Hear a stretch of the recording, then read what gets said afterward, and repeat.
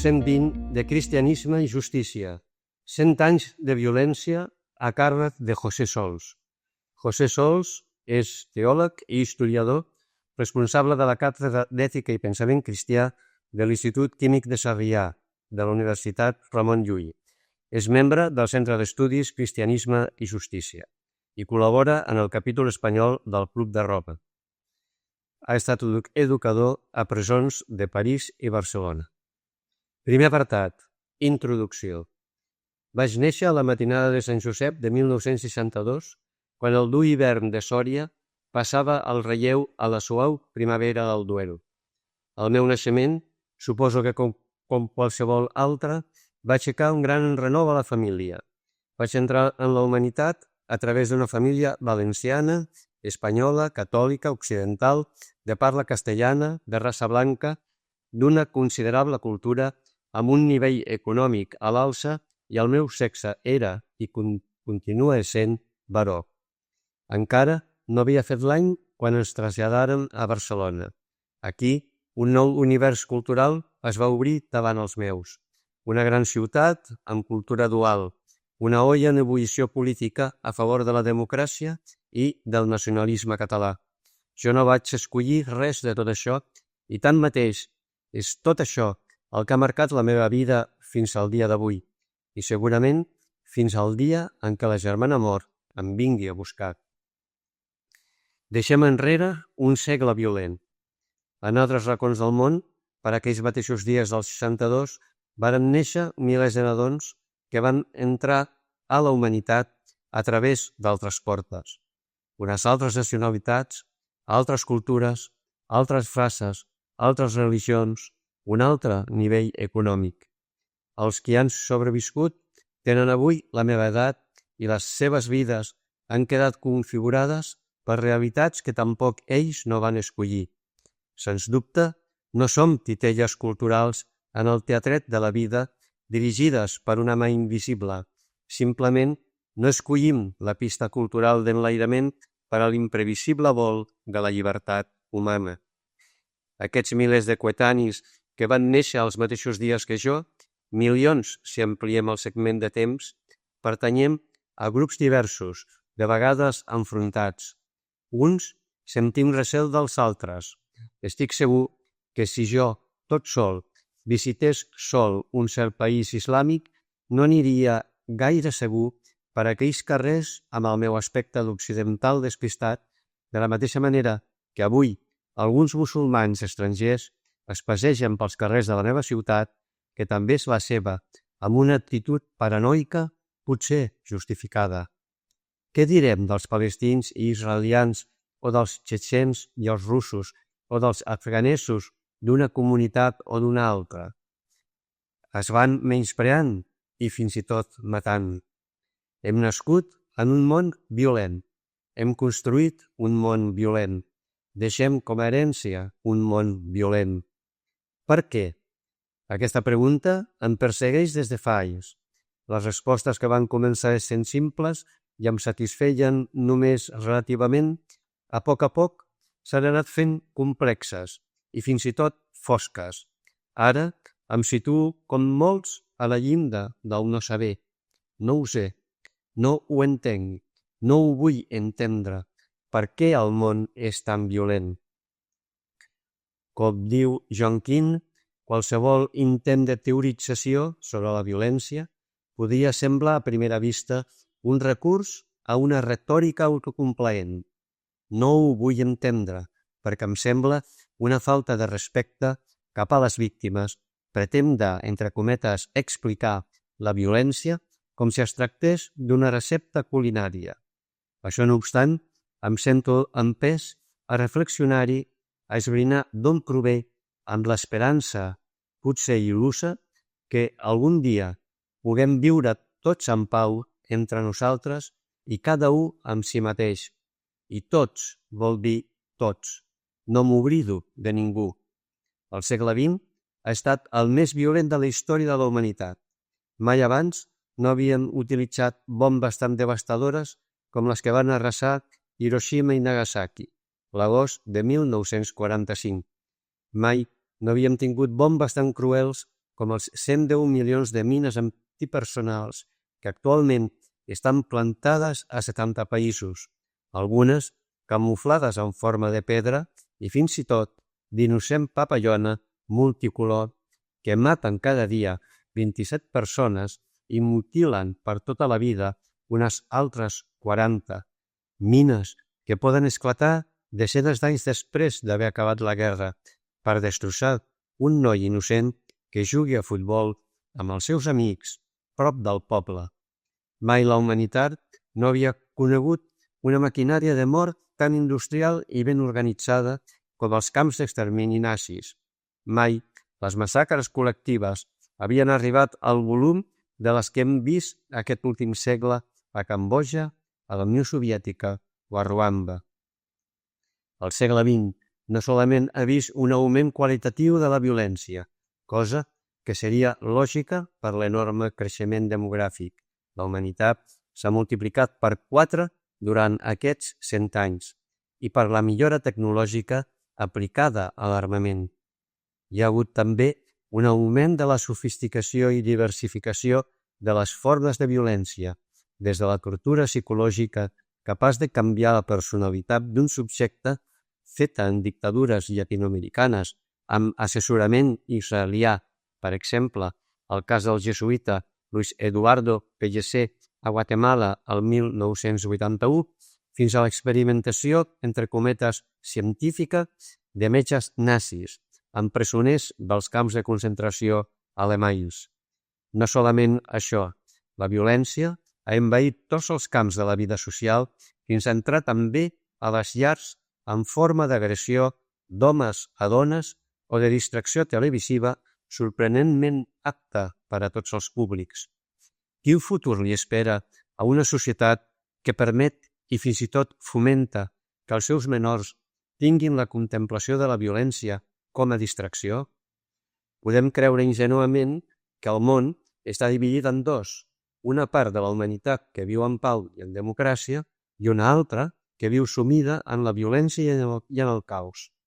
Fa molt de temps que això ha deixat de ser cert. La violència està a l'aguait a la porta de qualsevol ciutadà d'un país suposadament pacífic.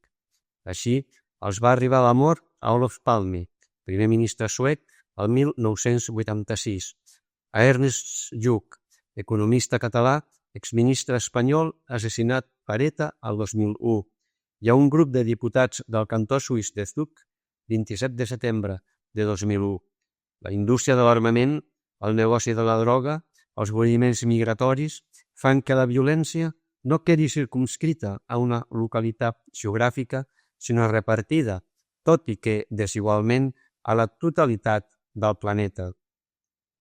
Cal que fem un repàs dels 1.000 exemples de violència que hi ha hagut l'últim segle? Cal que recordem l'expulsió i assassinat massiu dels turcs que vivien als Balcans el 1912-1913, quan s'esquerdava l'imperi otomà com a resposta a segles de repressió turca a les comunitats sèrbies, gregues, búlgares i romaneses, el genocidi dels cristians armenis a Anatòlia a mans dels turcs, on hauríem de sumar els 250.000 armenis assassinats els últims anys del segle XIX, l'assassinat massiu de serbis perpetrat pels búlgars el 1917, la política repressiva i expropiadora de Stalin, que va portar a l'execució de milions de ciutadans de diverses repúbliques soviètiques, només a Ucraïna 14 milions, l'extermini de xinesos a mans de l'exèrcit japonès el 1937 amb armes químiques i bacteriològiques com l'àntrax o el tifus, o simplement a Sant Freda, només en un dia, el 13 de desembre, i en una sola ciutat de 650.000 habitants, Nanjing, van ser assassinats entre 260.000 i 350.000 civils xinesos, i en total es parla d'entre 10 i 35 milions d'assassinats durant aquells mesos genocides. Les execucions massives als camps d'extermini nazis després d'un lent procés de degradació i d'humiliació, els bombardeigs a ciutats durant la Segona Guerra Mundial amb enormes pèrdues humanes i culturals, la massacre cambodjana dirigida per Pol Pot, 2 milions de morts, les repressions militars amb cobertura nord-americana a Amèrica Llatina, 200.000 morts a Guatemala, 75.000 a El Salvador, l'operació Còndor, amb milers de desapareguts i assassinats a l'Argentina i a Xile, amb la implicació directa de personalitats com Henry Kissinger, l'únic Premi Nobel de la Pau, la guerra d'Argèlia, la guerra del Vietnam, l'extermini de Kurds a Turquia i Iraq, l'assassinat d'un terç de la població de Timor Oriental després de la invasió a Indonèsia de 1975 amb el consentiment de la Gran Bretanya, els Estats Units i Austràlia, la matança postcolonial entre tutsis i hutus a la regió dels Granjaks el 1994, que es va saldar amb prop d'1 milió de morts, la neteja ètnica per part dels serbis a Bòsnia durant els anys 90, els terrorismes nacionalistes, fonamentalistes, religiosos, només a Algèria més de 100.000 civils assassinats, els exèrcits de càrtels de la droga, les màfies i tantes formes de guerra civil? Suposo que no. Tots sabem que aquest segle ha conegut un grau de violència planificada o no que supera tot el que és previsible. Per davant, un altre segle aparentment poc pacífic. L'atemptat fonamentalista islàmic de l'11 de setembre de 2001 als Estats Units, 11S, la consegüent guerra d'aquest país contra el terrorisme internacional, entre altres grans notícies que han ocupat els mitjans de comunicació social, mostren que el nou segle també neix sota el signe de l'espasa. Si no fos així, si la violència hagués quedat presonera en un segle nefast, només als historiadors interessaria estudiar la pluralitat i persistència de les seves manifestacions durant aquesta centúria sanguinària. Però, malauradament, la violència és tan actual avui com fa 10 o 20 anys. Canvien els llocs i les maneres, però la terra continua tacada de sang. Fins i tot, països que semblava que havien deixat enrere els seus temps de violència veuen rebrollar les agressions novament. Quan redacto aquestes línies, el president nord-americà George Bush està aconseguint que el Congrés aprovi enormes augments pressupostaris encaminats a millorar l'armament i a consolidar el seu exèrcit com el número 1 del món, més gran que els 9 següents junts, fins a assolir el 40% de la producció d'armament del món sencer. Poques vegades les armes van al contenidor sense haver-se utilitzat. Quan no hi ha ocasió de fer-ho, en grans guerres, com la del Golf, es fan servir en nombroses guerres locals. Estem plantant les llavors per un segle XXI molt violent. El fet que el fenomen de la violència s'estengui amb facilitat a segments de la població cada vegada més joves i adolescents arreu, nens a Brasil, Libèria, Sierra Leone, Sudan, Ruanda, Bòsnia, augmenta la preocupació pel segle que acabem de començar. Només a Ruanda, després de la massacre d'Hutus contra Tutsis de 1994, 120.000 nens van ser empresonats, dels quals 2.400 s'estaven consumint en condicions espantoses a presons d'adults acusats d'actes de genocidi. Violència o violències? L'unitari del fenomen. Convindria que clarifiquessin ja el que entenem per violència. John King és partidari de mantenir la seva definició tradicional. El terme, del llatí violentia, presenta connotacions obsoletes que es remunten als primers usos anglesos, finals de l'edat mitjana, per designar l'exercici de la força física contra una persona a la qual s'interromp o molesta, es destorba amb rudesa o males maneres o es profana, deshonra o ultratge. El terme s'entén millor quan es defineix com aquella interferència física que exerceix un individu o un grup en el cos d'un tercer, sense el seu consentiment, les conseqüències de la qual poden anar des d'una commoció, una contusió o una rascada, una inflamació o un mal de cap o un os trencat, un atac de cor, la pèrdua d'un membre i fins i tot la mort. D'altres, en canvi, com Johann Galtung o Ignacio Ellacuría, prefereixen no reduir la violència a l'agressió física puntual o localitzada en el temps, sinó que l'amplia a tot allò que, d'una manera voluntària, atempta contra la integritat física o psicològica de les persones o contra la vida humana en general, com pot ser, per exemple, un sistema econòmic que generi estructuralment bosses socials de misèria econòmica.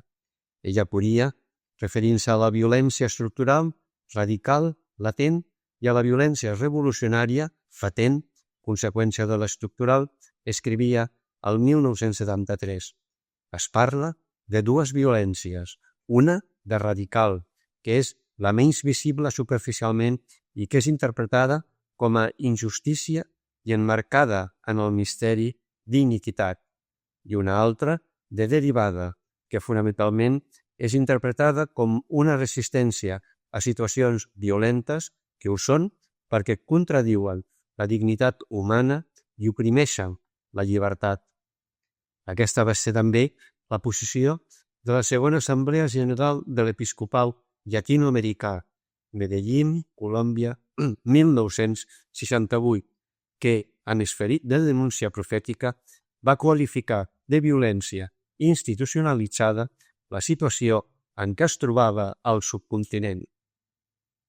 Johann Galtung també s'apunta a una ampliació del concepte de violència més enllà de l'agressió física puntual. Segons el professor noruec, la violència és definida com la causa de la diferència entre allò potencial i allò actual, entre el que podria ser i el que és, de tal manera que, si una persona morís de tuberculosi al segle XVIII, difícilment això es podria considerar violència, pel fet d'haver estat una mort inevitable.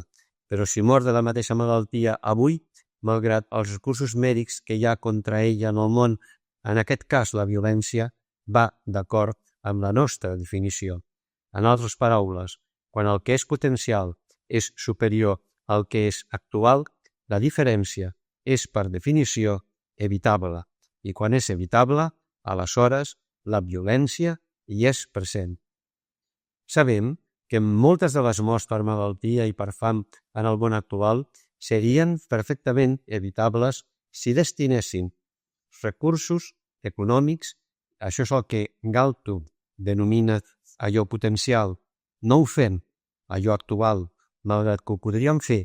Això també és violència. Tant la posició de King com la de Galtung, Ellacuría i la Conferència de Bisbes Llatinoamericans a Medellín presenten trets centrals pel que fa a la violència. Violència és molt més que una agressió física puntual. És qualsevol agressió a la vida humana o a la integritat física, feta d'una manera puntual o mitjançant una estructura socioeconòmica. Galtung, Ellacuría, Medellín. Ara bé, no diluïm excessivament el concepte de violència de tal manera que al final ja no ens quedi l'atenció a l'agressió física puntual, segons King. Per què parlem de violència i no de violències? Per què el nostre llenguatge tendeix al singular quan es tracta d'un fenomen de pluralitat bigarrada? Precisament aquí perseguirem l'unitari del fenomen, el fet que una persona sigui capaç d'atemptar contra la vida de l'altre, ferint així greument l'alteritat, una nota essencial de l'ésser humà. La violència es presenta en una pluralitat de manifestacions, però la percebem unitàriament. Aquesta percepció ens remet una vegada i una altra a la mateixa pregunta respecte de la violència. Per què? La violència és una expressió de la diferència entre el que l'home constata que és i el que sé que hauria de ser. És una expressió de la frustració existencial que es pot donar en tots els àmbits humans, des de l'individual fins al polític, de la diferència entre el que constato que sóc i el que crec que podria ser, brolla un menyspreu de mi mateix, del qual neix un rebuig agressiu cap a tot el que hagi causat aquesta diferència o cap a tot el que m'hi faci pensar. Violència i insatisfacció van agafades de la mà. La violència és una manera d'expressar una frustració, una decepció. Destrueixo perquè em sento destruït. Si caic, que els altres caiguin en mi. Segon apartat. Recorreguts cap a la violència. Hi ha diferents recorreguts humans que porten a la violència. Aquí en veurem 3. Els 2 primers aborden el problema de la identitat. El tercer, el de la lluita per la vida. Crisi d'identitat per eixamplament del món. Qui sóc jo? En diversos moments de la història, l'univers social ha crescut en poc temps a causa d'un canvi polític com, per exemple, el pas de la polis grega a l'imperi hel·lènic d'Alexandre o actualment a Europa el pas de l'estat-nació a la Unió Europea. Augmenta l'espai social, l'univers de referència. L'augment de l'espai social provoca problemes d'identitat en individus i en grups. Qui sóc? Qui som? A la localitat del meu poble o del meu barri, si és que es tracta d'un barri amb una certa solera, em situo fàcilment. Tinc un nom, soc conegut, soc fill d'algú i net d'algú. Tots parlem el mateix idioma, tenim la mateixa fe o la mateixa tradició religiosa, compartim uns valors comuns, però en el moment en què l'espai s'amplia, passo a ser membre d'una comunitat enorme, anònima, on ningú no em coneix i on no conec ningú, amb nombroses històries, llengües i potser fins i tot de confessions religioses diverses. Sorgeix el vertigen i amb ell la necessitat d'aferrar-se a alguna cosa sòlida que em mantingui dempeus, la identitat. Decideixo que sóc de tal nacionalitat, o de tal religió, o de tal grup ideològic, o de tal equip de futbol. Aquesta opció defensiva antivertigen redueix d'una manera enganyosa l'univers humà. Ara, el meu món és més petit, és un grup, els meus, la resta són els altres. En cada una d'aquestes reduccions podríem demostrar la seva fal·làcia. Un individu no pertany només a un sol grup, sinó a la condició humana, però el vertigen és excessiu i per això sentim la necessitat del grup, de la nació, de la tribu. Necessitem ser reconeguts i tenir un nom. Necessitem ser algú. Aquesta partició de l'univers social porta a un desplaçament de la identitat personal cap a una suposada identitat grupal. Soc català, soc basc, soc socialista, soc un ocupa. La supervivència del grup es converteix per mi en alguna cosa vital, atès que el grup és la meva vida, el meu ésser. Passo a defensar el grup amb el verb, amb les ungles, amb les armes, perquè n'hi va la vida. Si més no, això és el que crec en la meva reducció fal·laç. Tot aquell que gosi atemptat contra el meu grup atempta contra la meva vida, perquè la meva vida és el grup, allò que em dóna identitat, que em permet ser. El món conegut ha quedat dividit de cop en dos, els meus i els altres. Em sento empès a treballar i fins a lluitar per la supervivència dels meus i per la destrucció dels altres. La seva sola existència és una amenaça per a la meva, la nostra. La violència està servida. Els més tímids, prudents o cultivats només faran servir una violència verbal, un menyspreu de l'altre a través d'actituds i de comportaments socials políticament correctes, tot i que humanament nefastos. En canvi, els seus fills, més adolescents, més desinhibits, menys preocupats per les formes, potser passaran directament a l'agressió física. En el segle XX, el món s'ha fet enorme. La població ha augmentat considerablement i les ciutats s'han superpoblat. El camp s'ha buidat a gairebé tots els continents. Un extraterrestre que ens visités no aconseguiria entendre per què vivim apinyats a Londres, París, Barcelona, Madrid, Nova York, Mèxic, São Paulo, Tòquio, Calcuta, mentre que hi ha enormes extensions de terreny buides, per exemple, al Canadà, a l'Àfrica o a l'Amèrica del Sud. La superpoblació del món i de les grans ciutats ha portat moltes persones a aquest eixamplament de l'horitzó social i ha provocat un augment exponencial de la pluralitat cultural a cada ciutat.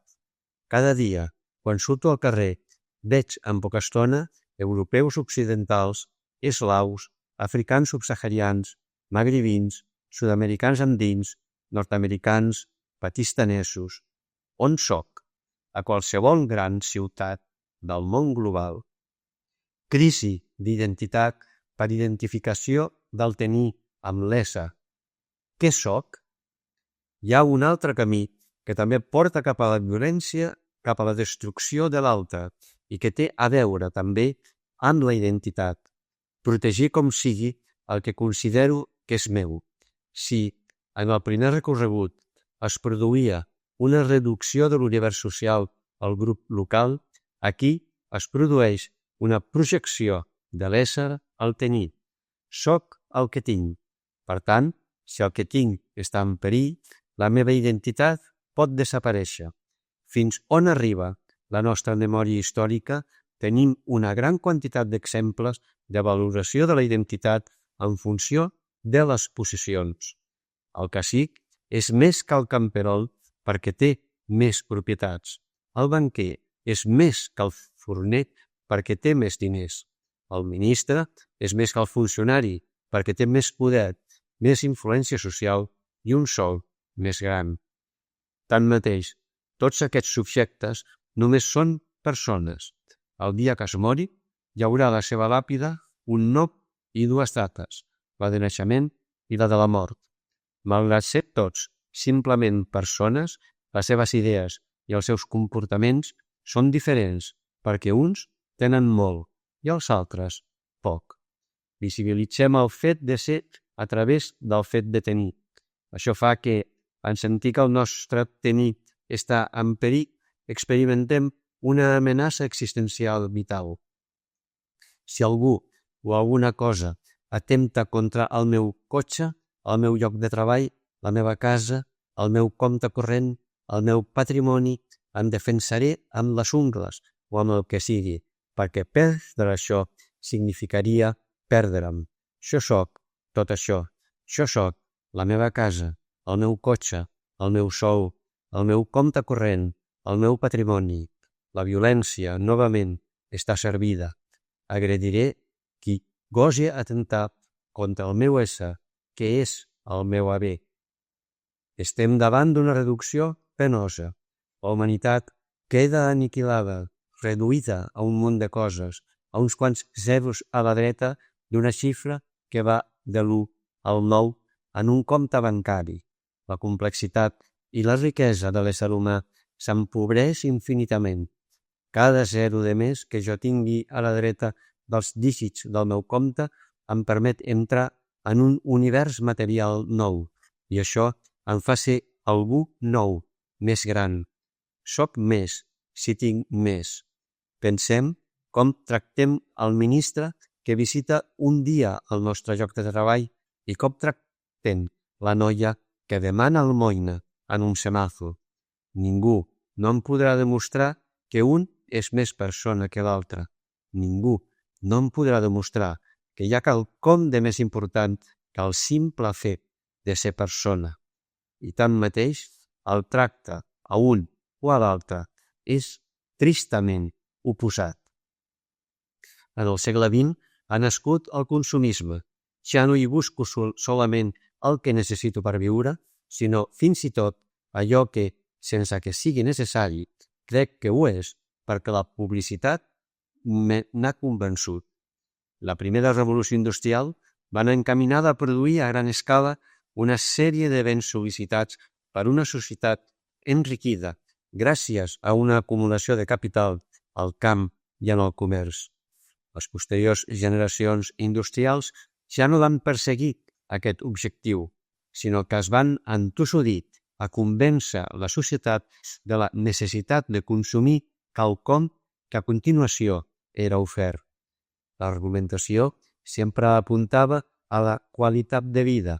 Suposadament, s'és més feliç si es té cotxe, nevera, congelador, televisió, calefacció central, aire condicionat, vídeo, ordinador, segona residència o a la imatge pública, ser algú, ser respectat, tot i que no està demostrat que el grau de felicitat d'un ciutadà mitjà de Tòquio avui sigui més gran que el dels seus avantpassats de cultura medieval. El consumisme ha disparat exponencialment l'obsessió per tenir i la identificació de ser amb les possessions. Una característica que venia de lluny s'ha accentuat enormement en els últims 100 anys i amb ella la violència que comporta. La lluita pel mínim vital. Com sobrevisc? Anem pel tercer i últim recorregut cap a la violència que exposem aquí. Es tracta de la negació del mínim vital. Per mínim vital entenem aquí la suma de 7 coses: alimentació, habitatge, vestit, salut, cultura, llibertat, pau. En aquests 7 eixos es desenvolupa una vida humana amb dignitat. Podríem expressar-ho amb la piràmide de les necessitats de Maslow, que de baix a dalt conté els pisos següents. Necessitat d'autorealització, donar al que un és capaç, autocompliment. Necessitat d'autoestima, autoestima, èxit, prestigi. Necessitats d'acceptació social, afecte, amor, pertinença, amistat. Necessitats de seguretat, protecció contra el mal. Necessitats fisiològiques, alimentació, aigua, aire. Abraham Maslow, psicòleg conductista nord-americà d'origen rus, va mostrar que en l'ésser humà les necessitats estan ordenades en gradació ascendent. Quan les d'un ordre inferior i més bàsic estan cobertes, s'experimenta el desig de satisfer les de l'ordre superior. Al llarg del segle XX, a bona part de la humanitat se li ha negat el més bàsic per viure, el mínim vital. Fam, persecucions, tortura, assassinat han abundat durant aquests 100 anys.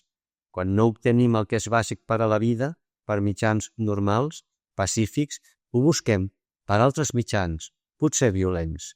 És la lluita pel mínim vital, per la supervivència. Imaginem un repartiment de menjar en una regió devastada per la fam on vivim nosaltres. Volem alimentar-nos i alimentar els nostres fills petits.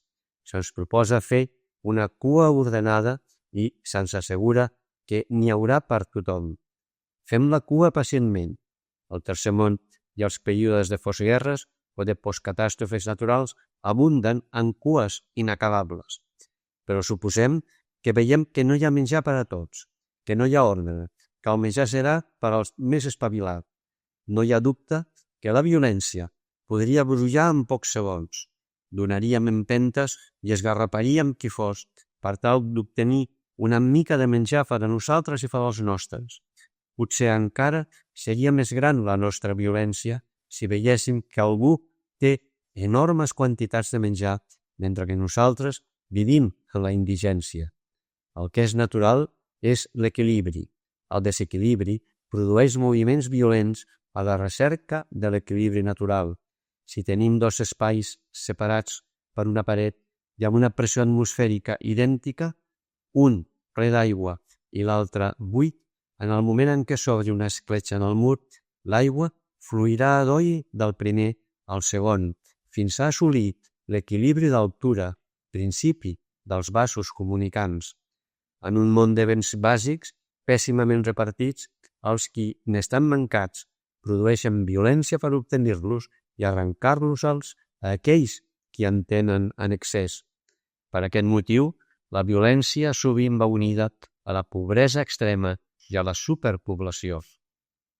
Els índexs més alts de violència s'acostumen a donar a les grans urbs, als enormes barris de misèria, molt més que al camp o que a tranquil·les zones residencials de baixa densitat demogràfica. No oblidem que som animals, que necessitem l'aire, l'aigua, el menjar i el recer per viure. Si se'ns nega, agredim per obtenir-lo. La història de l'Alemanya nazi és un dels grans exemples d'aquesta animalitat. Un dels pobles més cultes d'Europa, pare de la filosofia moderna, de la geografia moderna, de les millors composicions musicals, d'institucions en molts sentits brillants, va caure en la més gran de les violències imaginables, el genocidi industrial, com a conseqüència d'una insatisfacció bàsica.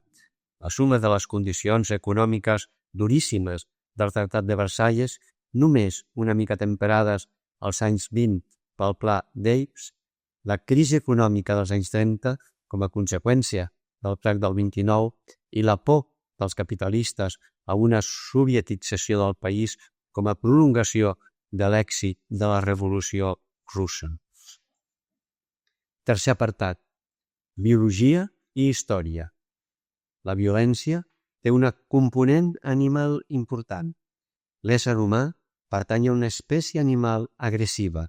Agressivitat no és el mateix que violència, tot i que de vegades confonguem els termes en el llenguatge col·loquial. L'agressivitat és una nota de diverses espècies animals per la qual l'individu o el grup es protegeixen d'influències negatives exteriors que puguin atemptar contra la seva vida o el seu benestar, així com també busquen la supervivència mitjançant l'esforç. La lleona caça zebres per menjar. Sense aquesta agressió, els lleons s'haurien mort fa milions d'anys. La lleona també protegeix les seves cries de possibles agressions exteriors. Menjar i protecció es canalitzen a través de l'agressivitat. L'ésser humà es troba en aquest grup d'espècies. El qui no ho veu així, que provi d'arrencar bruscament un nadó dels braços de la seva mare pel carrer i palparà en menys de 2 segons com aquella dona serena es transforma en una fera. Som una espècie animal agressiva, no violenta. No gens menys, l'agressivitat no és la violència. És l'espai col·lectiu on es pot donar la violència, si és que arriba a donar-se. L'espai no és la causa del fenomen, sinó la seva possibilitat. Per Konrad Lorenz, l'agressivitat és un tret animal gràcies al qual es perpetua l'espècie, atès que distribueix els animals d'una mateixa espècie per l'espai vital disponible, els selecciona a través de combats entre rivals, permet defensar els fills i possibilita les pulsions que fan de motor. Per això, no hi veu res de diabòlic en la agressivitat animal de la qual l'home participa. L'agressió intraespecífica és part essencial en l'organització conservadora de la vida de tots els éssers. Ara bé, és precisament en el caràcter instintiu de l'agressió on rau el perill. El coneixement que la tendència agressiva és un veritable instint destinat primordialment a conservar l'espècie ens fa comprendre la magnitud del perill. És allò espontani d'aquest instint el que el fa tan temible. Portem l'agressivitat en nosaltres com hi portem el sexe, la gana o la por, però no hi portem la violència. La violència arriba de fora, o, si més no, així ho sentim. Ellacuria afirma fins i tot que l'impuls indispensable i generalment beneficiós ha de romandre inalterable. Per als casos particulars en què pogués resultar danyós, és frenat per un mecanisme inhibitori especial. Resposta a una suposada o real violència anterior.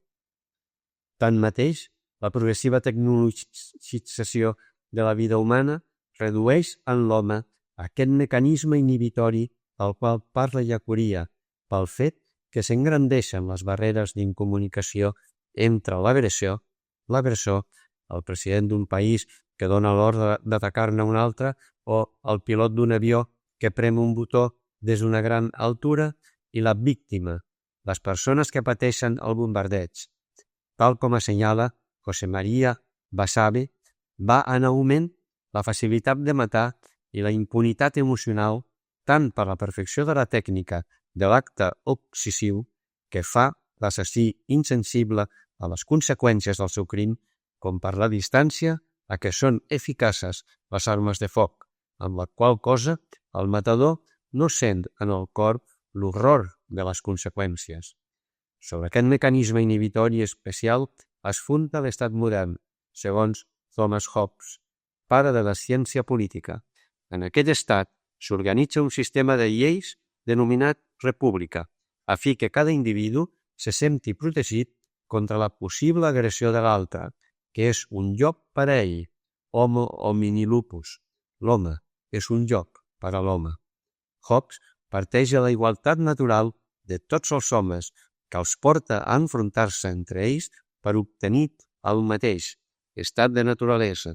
La naturalesa ha fet els homes tan iguals en les seves facultats corporals i mentals que encara que es pugui trobar de vegades un home manifestament més fort de cos o més ràpid de ment que un altre, tot i així, quan tot es mira en conjunt, la diferència entre home i home no és prou considerable perquè un d'ells pugui reclamar per a ell cap benefici que l'altre no pugui pretendre tant com ell, perquè pel que fa a la força corporal, fins i tot el més dèbil té força suficient per matar el més fort, sigui per maquinació secreta o per federació amb altres que es troben en el mateix perill que ell. En l'estat de naturalesa, tots són enemics potencials de tots, atès que tots anhelen el mateix. La república és el resultat del pacte que tots signen per delegar en un poder el govern de la societat, de tal manera que tots els membres quedin protegits els uns dels altres per aquest sistema de lleis. La política no és una cosa natural, sinó una construcció artificial de l'ésser humà per sobreviure en societat. La causa final, meta o designi dels homes que estimen naturalment la llibertat i el domini sobre els altres en introduir entre ells aquesta restricció de la vida en repúbliques és tenir cura de la seva pròpia preservació i aconseguir una vida més feliç. Tampoc Hobbes no afirma que l'ésser humà sigui violent per naturalesa, sinó que, en estar en societat, lluita per la vida enfront dels altres. Però si la violència no està en nosaltres, si el que tenim només és l'agressivitat que ens permet sobreviure, com és que arribem a ser violents? Com és que arribem a matar l'altre fins i tot construint una veritable indústria de la mort? Com és el cas dels exèrcits nacionals dotats de tecnologia punta? Per contestar aquestes preguntes radicals, hauríem de recórrer al mite antropològic, que no per ser mite significa que li manqui sentit, com fa René Girard en el seu discurs sobre la víctima propiciatòria o boc expiatori. Segons Girard, en el procés de formació dels homínids van sorgint comportaments mimètics, és a dir, d'imitació dels uns als altres. En aquests comportaments sorgeix la rivalitat entre individus del mateix grup. Diferents mascles volen tenir la mateixa femella. Diferents individus volen tenir el mateix objecte o controlar el mateix territori. Arriba un moment que sembla que tots desitgen el mateix. És la crisi mimètica que porta a la indiferenciació, o sigui, a la pèrdua de l'estructura social bàsica abans existent. La crisi pot portar a una guerra de tots contra tots, fet que acabarà amb l'aniquilació del propi grup o pot portar a l'aparició d'una víctima propiciatòria. Per un motiu o un altre, de sobte, tots es troben assenyalant un del grup, desitjant descarregar el pes de la violència grupal sobre ell. Amb això, se satisfà l'ànsia de violència acumulada en el grup. La mort de la víctima porta la pau al col·lectiu. Aquesta víctima es converteix així en font de pau, fet pel qual apareix com un tòtem sagrat, atès que la religió neix originàriament com a recerca de la pau en la vida humana i la societat en surt cohesionada enfront de la víctima. Però ja així, la religió, la societat estructurada i neixen la cultura i la moral. Serà prohibit tot allò que va fer sorgir la violència en el grup i de les prohibicions en naixeran els valors morals. L'evangelista Joan posa aquestes paraules en boca de Caifàs, suma sacerdot, durant el procés a Jesús de Natzaret. Vosaltres no enteneu res, no us adoneu que val més que un sol home mori pel poble i no que es perdi tot el poble? Segons Girard, Caifàs fa el que han fet tots els pobles en la seva recerca de la supervivència, limitar al màxim la violència, però si cal, recórrer-hi en últim extrem per evitar una violència més gran. També el mite de Caín i Abel intenta explicar l'origen de la violència. Caín mata el seu germà per autoabsolutitzar-se, per convertir-se en l'únic referent davant de la divinitat. Caín mata l'alteritat. La violència neix, segons aquest mite, com a pretensió d'autoafirmació excloent de l'alteritat. De la mateixa manera, Hegel recorre al mite, en el seu cas, al mite de l'amo i de l'esclau, que no exposarem aquí. Tanmateix, no podem saber científicament com ni quan va sorgir la violència en la història, atès que ens manca la informació necessària. El que sí que és comprovable, i d'una manera reiterada, és el fet que l'home o la dona que han practicat la violència no la senten com una cosa pròpia, sinó com quelcom adquirit com a resposta a una violència anterior que s'ha exercit contra ells. He fet això perquè a mi o als meus ens van fer allò altre. Això es diu a totes les presons del món. Els delinqüents violents acostumen a descriure situacions familiars i socials que ja són violentes pel que tenen de mancança de coses necessàries per viure o per ser feliços. Sovint, en les guerres, els que combaten amb menys misericòrdia són els que han perdut anteriorment companys o familiars. Per això, en el fonament de la violència hi ha biologia i història. Al costat del tret agressiu de l'home com a animal que li permet equilibrar el grup, mantenir el territori, enfortir la defensa, la reproducció i la jerarquia social, tenim el fet històric que tots hem nascut en un món on ja hi havia violència i gairebé tots, en practicar la violència, sentim que responem a una violència anterior que s'ha exercit contra nosaltres en forma d'agressió física, d'humiliació o d'impediment per al mínim vital satisfactori. La violència seria incomprensible sense aquest doble element biològic i històric. Quart apartat. Principals manifestacions de la violència. Al llarg del segle XX, com dèiem abans, la violència ha anat envaint tots els dominis de l'humà, fins a arribar a ser una perversa distracció per a nens disfressada d'innocència. Sembla que no quedi cap regió humana que no estigui tacada de sang. Sempre hi ha hagut violència, és cert, si més no, fins on arriba la nostra memòria històrica i fins on arriba el nostre olfacte antropològic. Però en aquests últims anys la violència ha anat en augment, s'ha sofisticat, s'ha fet més eficaç, amb menys risc per a l'agressor, es mata més gent i conviu, paradoxalment, sense despentinar-se amb la democràcia i els drets humans, que cada cop més semblen paper mullat. L'estructura econòmica que mata lentament. La més gran de les violències del segle XX ha estat la injustícia socioeconòmica. És la que s'ha cobrat més vides, la que mata més lentament i la que deixa un espai més petit a l'esperança pel fet de ser estructural. Al llarg de l'últim segle s'ha configurat un sistema mundial progressivament global en què una minoria de la humanitat s'ha anat enriquint progressivament mentre que la majoria s'ha anat sumint en una pobresa cada vegada més gran. El PNUD, Programa de les Nacions Unides per al Desenvolupament Humà, mostrava en el seu informe del 2001 que dels 6.000 milions d'habitants de la Terra, 4.600 milions viuen als països empobrits. D'aquests 4.600 milions d'habitants, 2.800 milions viuen en menys de $2 al dia i d'aquests, 1.200 milions en menys d'$1 diari.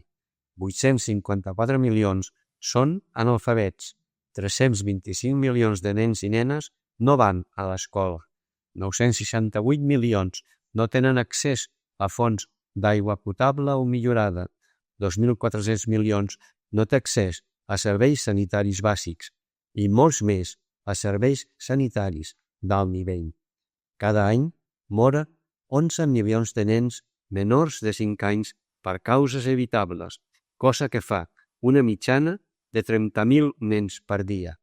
El 1998, el mateix PNUD ja havia assenyalat en el seu informe 1998 que les desigualtats d'ingrés entre les poblacions dels països més rics i les dels països més pobres havien passat, des de començaments dels anys 90, d'una relació de 32 vegades més grans els uns dels altres, a 70.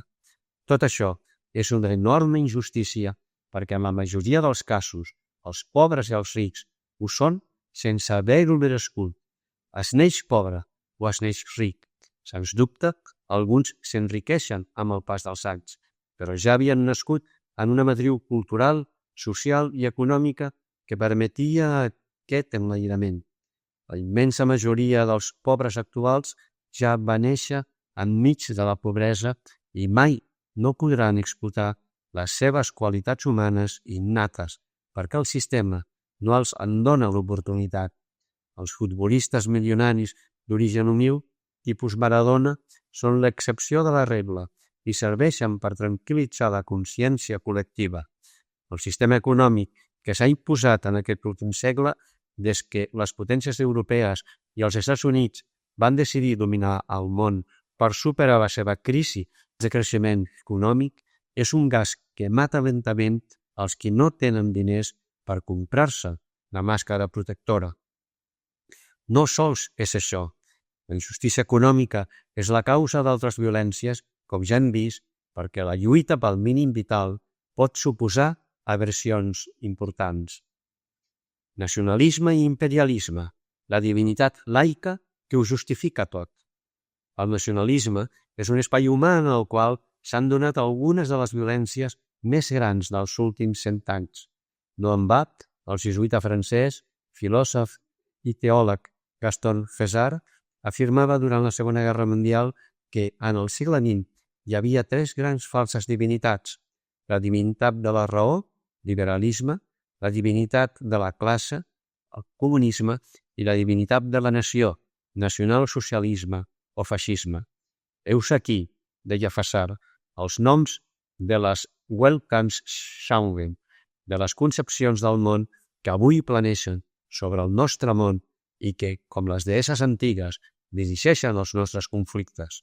Que aquestes 3 concepcions del món dominen així la consciència dels nostres contemporanis és un fet sociològic i històric que caracteritza la nostra època i que ningú no pot gosar negar.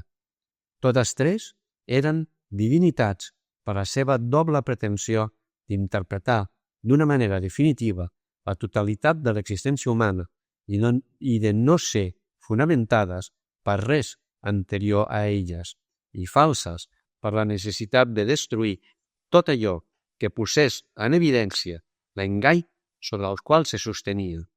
Els duríssim temps, alguns amb bona fe, de conjuminar alguna d'aquestes 3 divinitats amb una religió positiva no fan sinó confirmar aquesta pretensió denunciada per Fessard.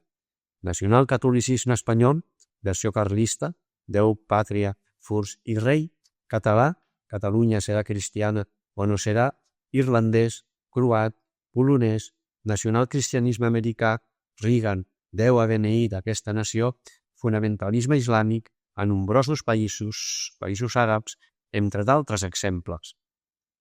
El terme nacionalisme és equívoc. Nacionalistes eren Hitler i Franco, i nacionalistes eren el violoncel·lista català Pau Casals i el pacifista indi Gandhi, i poc en comú tenien aquells amb aquests. D'una banda, nacionalisme, és un sentiment col·lectiu lligat a una matriu cultural.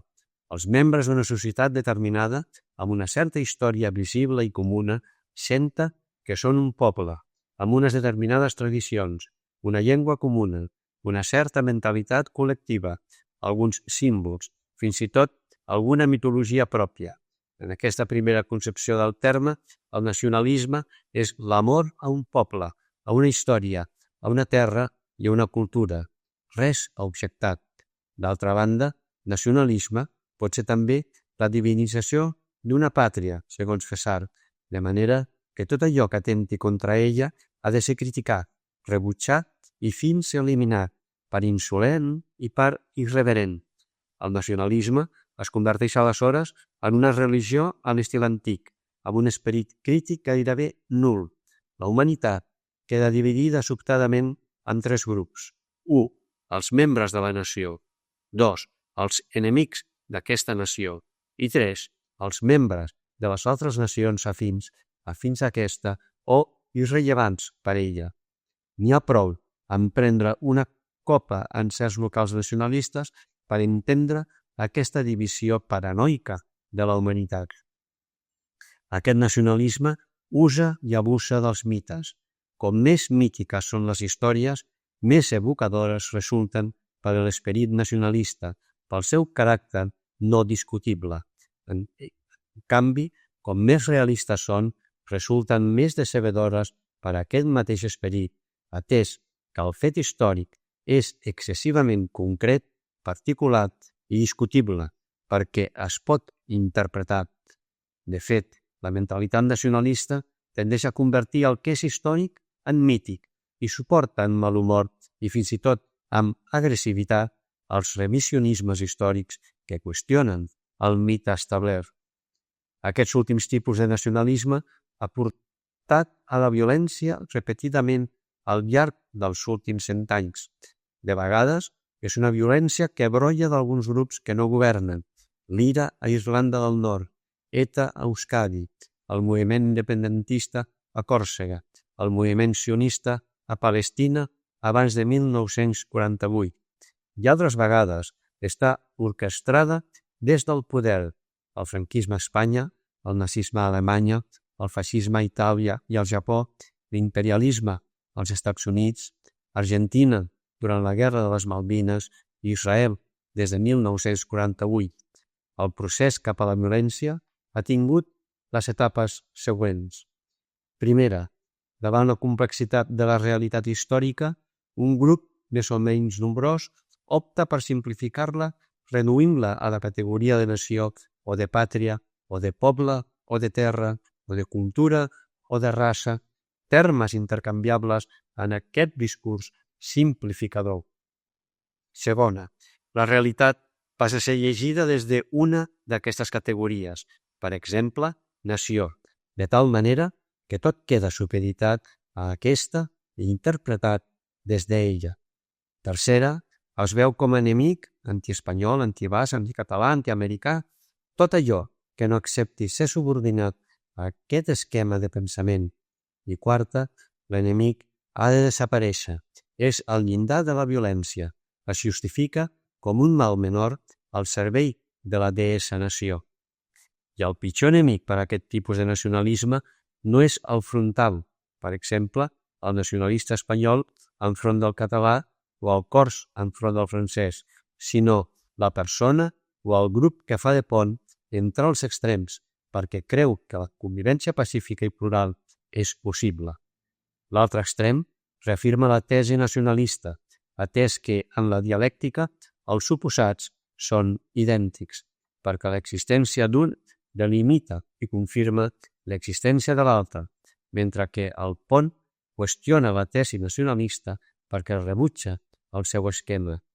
ETA prefereix matar un Ernest Lluch que un polític de l'extrema dreta espanyola, perquè el discurs de Lluch qüestionava l'esquema d'ETA, mentre que el de l'extrema dreta el reafirma.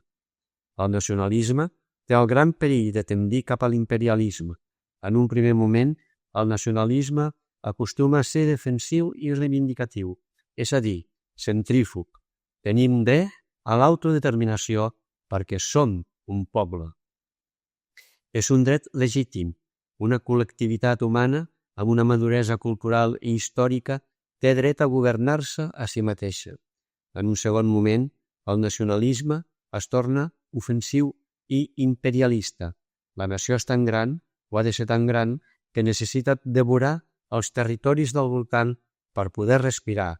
Hitler ho va dir clarament, és l'espai vital.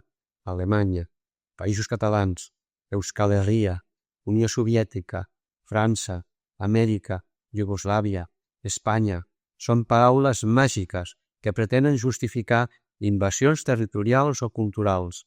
L'expansió nacionalista no sempre és territorial, de vegades és simplement social. Tendeix a escombrar els grups socials que no combreguen amb ell, fins i tot en l'interior d'un formalisme democràtic.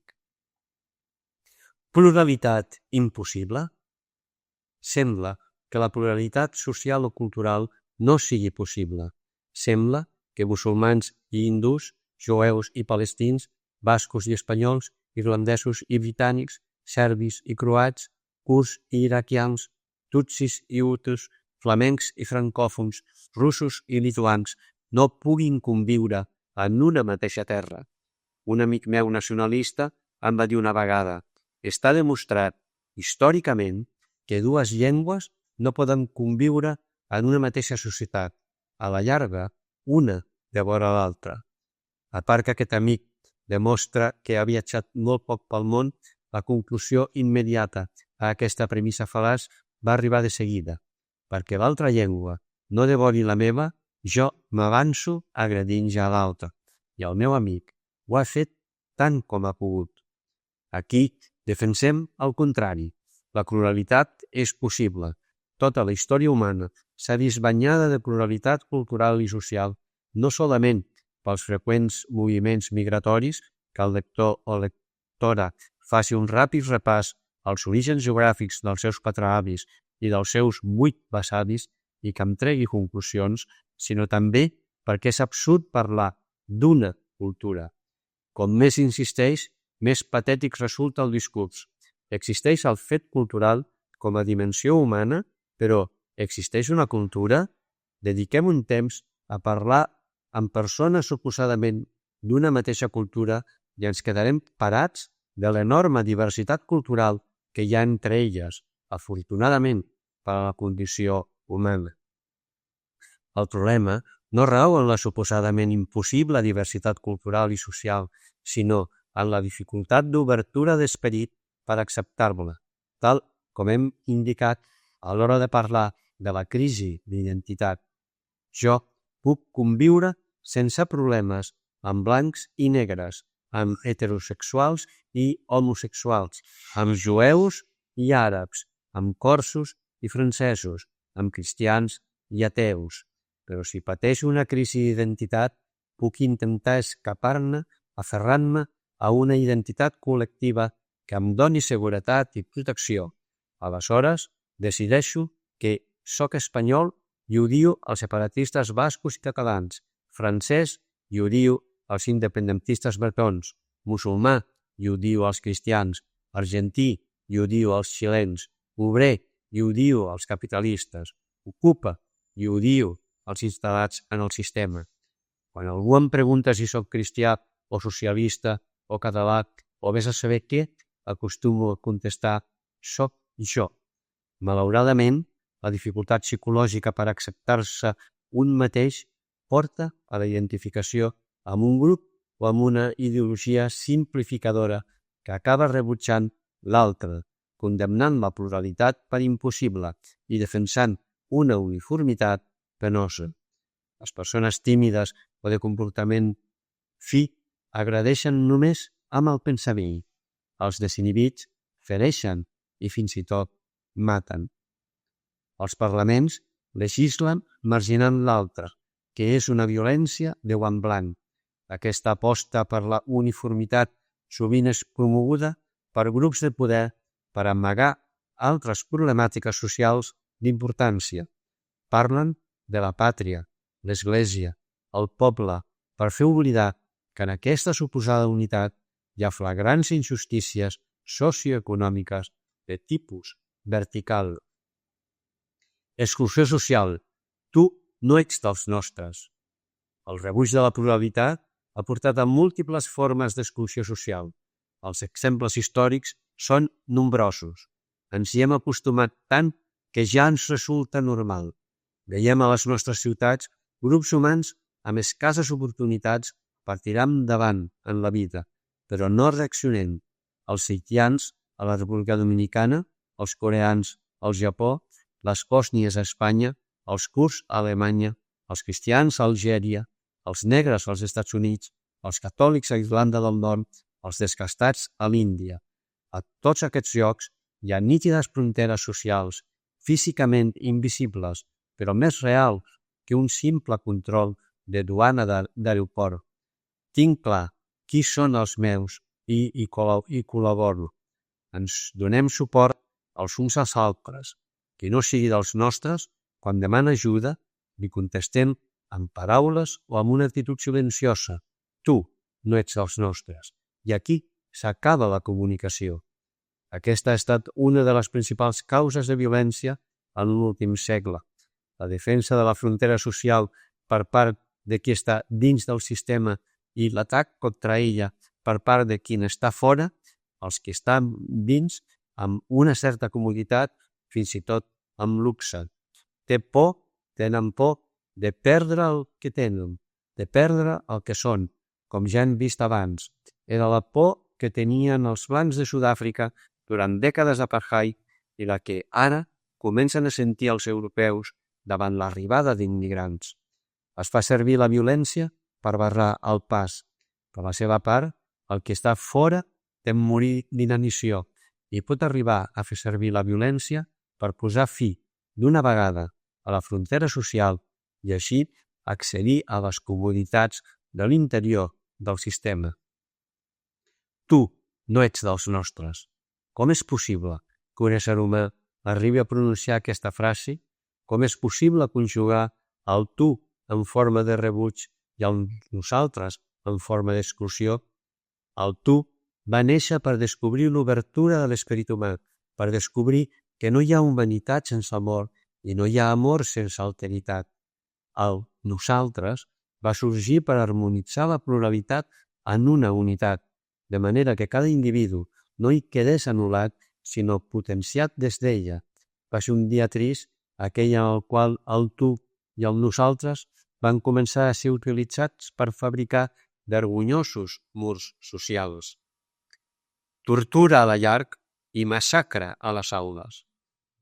El psicoanalista Adnan Houballah, fruit d'un acompanyament a víctimes de la violència al Líban, assenyala que les 4 etapes d'una guerra civil són: primera, l'enfrontament ideològic; segona, l'enfrontament entre comunitats; tercera, l'enfrontament dins de la comunitat; i quarta, l'enfrontament dintre de la família.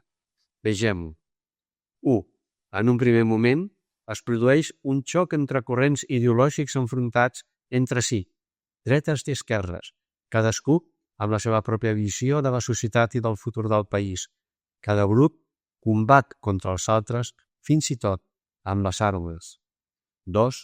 Amb el temps, l'enfrontament es radicalitza, es fa extrem, i ja no n'hi ha prou amb diferències ideològiques, al cap i a la fi, poc visibles, sinó que fa falta apel·lar a quelcom innat, més radicalment existencial. Succeeix l'enfrontament entre comunitats, cristians contra musulmans, una ètnia contra l'altra. Amb aquest desplaçament s'aconsegueix l'homogeneïtat del grup necessària per l'èxit en el combat violent. Quan el desplaçament és religiós comunitari i no solament ètnico-cultural, s'aconsegueix justificar amb arguments divins, posicions polítiques altament discutibles. 3. A cada comunitat no hi ha un sol cap, sinó diversos, que conviuen d'una manera més o menys organitzada. En morir aquests en el combat, els seus respectius seguidors radicalitzen les seves costures i senten la necessitat de ser fidels al líder mort i no suporten que hi hagi altres mides que facin ombra al seu màrtir. s'enfronta els uns contra els altres fins a arribar a la sang. És la fase més penosa i atroç de la guerra. Els combatents, que són adolescents en la seva majoria, fan gala d'una crueltat mai no vista fins en aquell moment. Despietats, es mostren els més agressius, els més destructors i els més assassins. I 4. No sempre els membres d'una família pertanyen a la mateixa comunitat religioso-ètnico-social. A Sarajevo, per exemple, hi havia múltiples matrimonis entre serbi i croata o entre serbi i bòsnia. L'enfrontament entre comunitats arriba al si de la llar. És l'última etapa. Els germans es maten entre ells, com va passar al Líban. Kubalagh explica una anècdota tràgico-còmica. Un pare havia portat a l'hospital els seus 4 fills ferits de bala a diverses zones de les cambres. El metge, atònit, va preguntar al pare qui havia disparat contra ells. Un mogut, el pare va respondre, vaig ser jo. Però vostè és boig, el va increpar el metge. Precisament no ho soc, va contestar el pare. Aleshores, com explica tot això? Facis càrrec, doctor. 2 dels meus fills pertanyen al moviment X i els altres 2 al moviment Y. Una discussió entre ells va acabar malament. Cada un va agafar el seu Kalashnikov i es disposava a tirar sobre l'altre. En veure el perill i com era d'irreparable la situació, no vaig dubtar. Vaig preferir tenir fills coixos que tenir fills morts per una causa que em supera.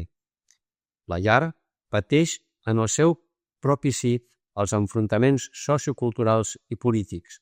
En ella, aquests es fan encara més despietats, si és possible, perquè atempten contra els llaços de sang.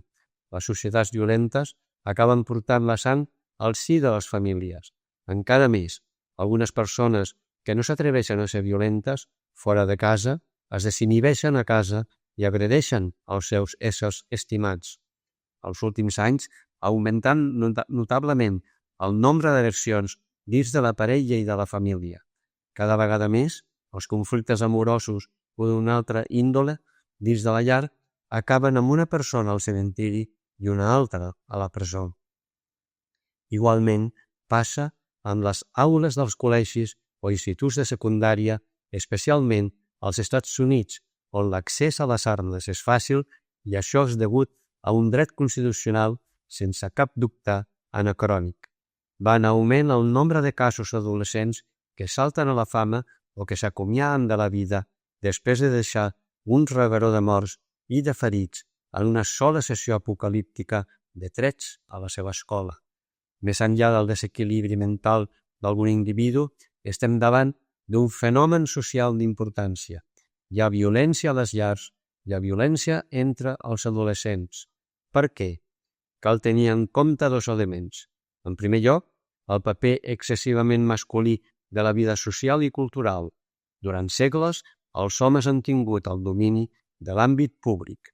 Les dones vivien sotmeses en la majoria dels casos sense protestar. El secret del seu sofriment se n'anava amb elles a la tomba. El segle XX ha estat el segle del gran inici de l'alliberament de la dona, sobretot a Occident, cosa que ha estat mal encaixada per no pocs homes. El domini d'aquests s'ha tornat, en alguns casos, encara més violent, atès que ja no n'hi ha prou amb la paraula per imposar-se a una dona. El complex d'inferioritat d'alguns homes se salta emmurats a la dermis femenina. I és que la violència és un fenomen majoritàriament lligat al sexe masculí. Les dones no són, ni de lluny, tan violentes com els homes. A tot el món, les presons d'homes estan molt més poblades que les de dones. És veritat que hi ha dones que per sobresortir en el medi masculí adopten actituds encara més agressives que els mateixos homes, però són una minoria. És el cas, per exemple, de la primera ministra britànica Margaret Thatcher, un dels líders polítics d'Europa Occidental més intransigents de les últimes dècades. Guerra de les Malvines, vaga de minaires, presoners de l'ira amb vaga de fam. Habitualment, la violència va unida al sexe masculí i a les societats governades per homes. La violència constitueix aleshores una prova palpable d'aquest desequilibri. Una societat en la qual la meitat dels seus membres té coartada la llibertat és una societat malalta. En el cas de les societats masclistes, la malaltia soferta és, entre d'altres, la violència. Els homes busquen el xoc físic o, si n'és no, contemplar el xoc físic. Busquen l'esport compulsiu, practicat o vist, com pot ser el futbol o la boxa. Busquen les pel·lícules d'acció, o sigui, de violència extrema. La cultura violenta és, en bona mesura, la institucionalització de l'adolescència masculina prolongada en el temps sense un final aparent. Això ens porta al segon element, la cultura de la violència que abunda, com hem vist, en societats masclistes. El noi que un dia apareix al seu col·legi amb un arma disposat a matar dotzenes de companys i professors porta a la retina milers d'hores de contemplació de la violència com a simple passatemps. Des que es va desatar, els seus primers jocs i els que van venir després han portat la idea de matar algú, posar fi a l'enemic. Que alguns haguem aconseguit separar la imaginació de la realitat i no haguem mort ningú no vol dir que tots estiguin psicològicament preparats per portar aquesta absurda vida esquizofrènica. Al final, el que hem imaginat es fa real i la sang corre per les aules. La societat s'horroritza, s'esquinça les vestidures. Aquesta mateixa societat que ha permès que el noi agressor s'afartés de veure pel·lícules de violència, fins i tot en el cinema de l'escola. L'estúpida solució és fer presons més grans i més segures. Quina ximpleria! L'única solució veritable passa per permetre l'entrada de totes les persones en la vida social, principi de no exclusió, per abordar seriosament el problema de la pobresa i de la injustícia social, que són llavor de la violència, per fomentar a tots els àmbits la cultura de la pau i per posar, d'una vegada per sempre, un dic de contenció a la cultura de la violència, de manera que un noi pugui arribar als 14 anys sense haver contemplat milers d'assassinats a la pantalla del cinema, de la televisió o en el videojoc. Religions que maten. El missatge de Pau té una dimensió religiosa atès que neix d'una convicció profunda que apunta a una obertura cap al transcendent. Convé que l'ésser humà visqui en harmonia amb ell mateix, amb els altres membres de la seva espècie i amb la natura que el rodeja. Aquesta afirmació no és cap llei física, sinó una convicció antropològica i moral que brolla d'una cosmovisió, d'una fe. Les religions han aportat pau a la vida humana, en alguns casos amb visió més còsmico-naturalista, Orient, i amb d'altres més sociofraternal, Occident.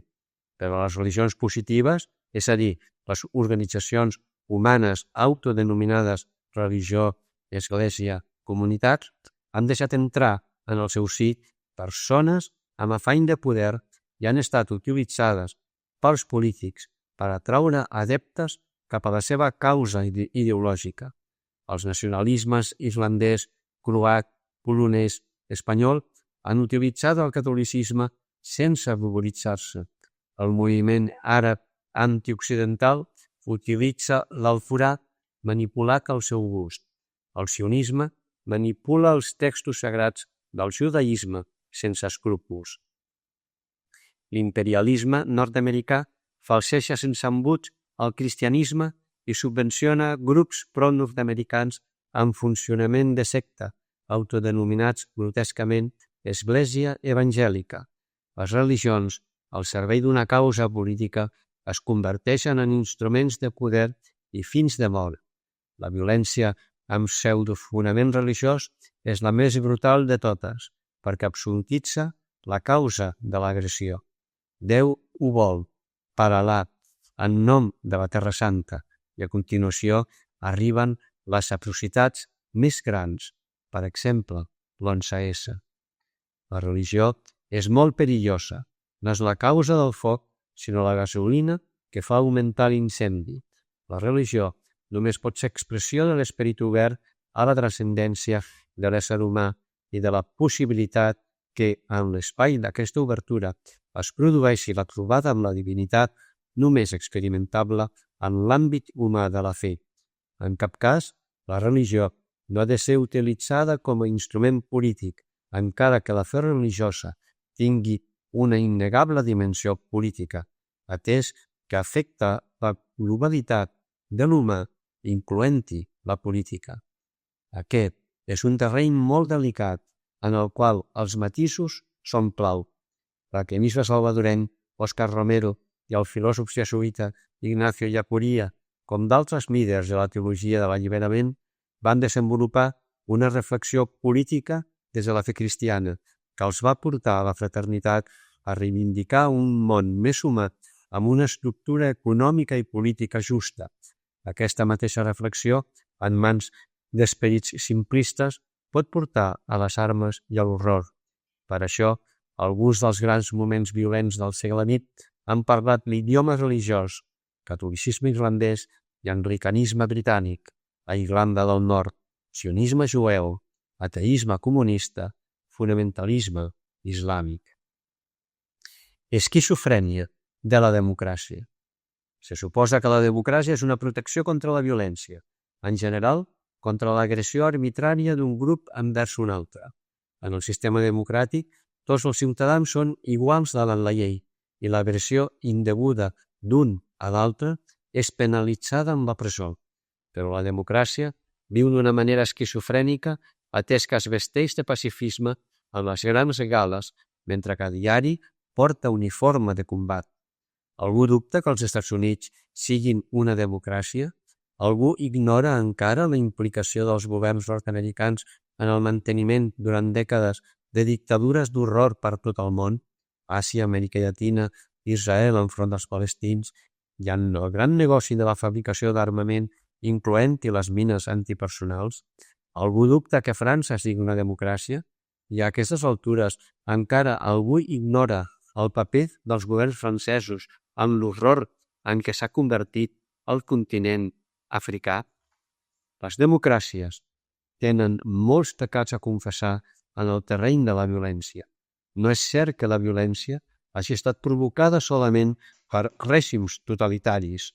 Les democràcies també han participat en la violència, han donat suport d'una manera vergonyosa a règims dictatorials que han fet negoci d'armes amb els governs més sanguinaris. En les democràcies no prima el respecte dels drets humans, sinó l'enriquiment del país, o fins i tot només d'un sector social del país. Vivim en democràcies esquizofrèniques, pròpies de pel·lícules de terror, humanistes de dia i sanguinàries de nit. Tots ho sabem, tots ho veiem, però només uns pocs ho denuncien constantment, a destacar a Occident certs grups cristians i nombroses ONG. El qui s'atreveix a parlar-ne en política se'l llança a la cuneta amb tot el poder dels mitjans de comunicació social, com li va passar al comunista Julio Anguita, un dels pocs polítics espanyols dels últims temps que no va acceptar ser devorat pel sistema. El gran perill que té la democràcia és l'apuntat per César per a la raó, la classe i la nació, l'autodivinització. La democràcia s'erigeix com l'últim esglaó del progrés humà. Qualsevol alternativa és titllada de regressiva i antidemocràtica. Aquesta autodivinització del sistema li permet actuar amb violència sense deixar, amb prou feines, lloc a la crítica. El president George Bush, després de l'11S, ho va dir amb la seva habitual simplicitat. En la guerra contra el terrorisme internacional, qui no està amb nosaltres, està contra nosaltres. Els Estats Units i la Gran Bretanya poden bombardejar qualsevol racó del món i fins i tot donar suport obertament a polítics nefastos com Ariel Sharon, i això s'anomena lluita democràtica contra el terrorisme internacional.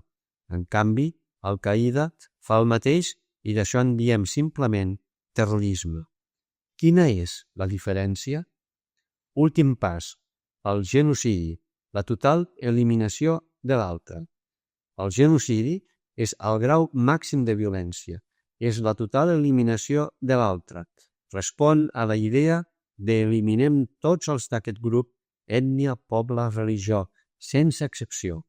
En la violència, l'altre, a destruir, pot ser una persona, però també pot ser un col·lectiu, així com el jo destructor, a més d'una persona, pot ser també un col·lectiu.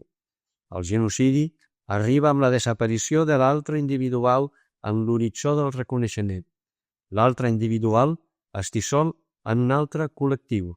Ja no veig Isaac M, sinó solament un jueu. I per mi, tots els jueus són iguals. Culpabilitzo en bloc tot el col·lectiu per una sèrie de mals que m'han danyat. Tots els membres d'aquest col·lectiu són culpables, en acte o en potència. Tots han de patir la pena que jo he decidit per a ells. Tampoc no importa que l'altre individual no tingui consciència de ser membre d'aquest col·lectiu. Jo sí que en tinc i només compta això. Molts jueus de l'Alemanya nazi no se sentien jueus com molts dels assassinats a l'URSS de Stalin, a l'Algèria dels últims anys o a l'Amèrica Llatina no se sentien del col·lectiu en què els havien condemnat. En el genocidi es tracta d'eliminar-los a tots i, si això no és factible, d'infringir el dany més gran possible del qual aquest col·lectiu trigui a recuperar-se.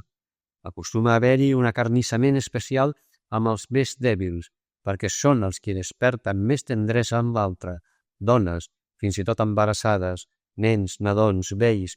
Hi ha un desig de fer sofrir, i no solament de matar, com va ser el cas del sadisme dels militars nazis, serbis i llatinoamericans. Contra les aparences, els genocidis poques vegades responen a decisions en calent, com la matança de sikhs per part dels hindús a l'Índia després de l'assassinat d'Indira Gandhi. Al contrari, sorgeixen de decisions preses fredament a despatxos importants quan l'únic que interessa és exterminar l'enemic.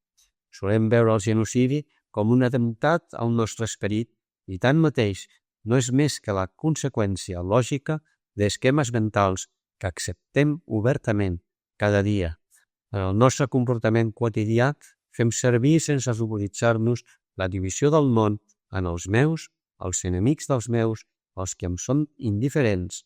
Una vegada assumit aquest esquema, com ja hem vist abans, sorgeix el discurs justificant del benestar dels meus i del merescut malestar dels meus enemics. Per donar suport a aquesta mentalitat, la indústria americana produeix cada any dotzenes de pel·lícules reiteradament dividides en bons i dolents, que seran vistes a tots els continents, en les quals la violència dels dolents resulta injustificable, mentre que la dels bons està més que justificada. El desig de desaparició de tots els dolents no és més que el bressol de l'esperit paranoic i genocida que va cobrar vida en Hitler, Stalin, Pol Pot, Reagan, Milosevic o Karadzic. 5è apartat. Conclusió. Oblits d'avui, guerres de demà. La violència del segle XX ens ha superat en molts sentits i alhora ha nascut en els nostres cops. Ens ha superat perquè ha brollat en alguns casos de decisions d'alta política, com poden ser els repartiments territorials postcolonials, en els quals sentíem que, amb prou feines, podíem influir. Ha nascut en els nostres cors perquè l'alta política no fa sinó portar a la pràctica el que senten els ciutadans. No ens enganyem, si hi ha genocidi en el món és perquè en el nostre interior som genocides anònims, perquè si no hem consumit tantes pel·lícules violentes i tant d'esport bèl·lico-compulsiu. Per què, si no, tantes vegades ens hem identificat amb un col·lectiu i hem desitjat el debilitament o la desaparició dels suposats enemics d'aquest col·lectiu. Molts dels fenòmens violents dels últims 100 anys han estat conseqüència d'oblits anteriors.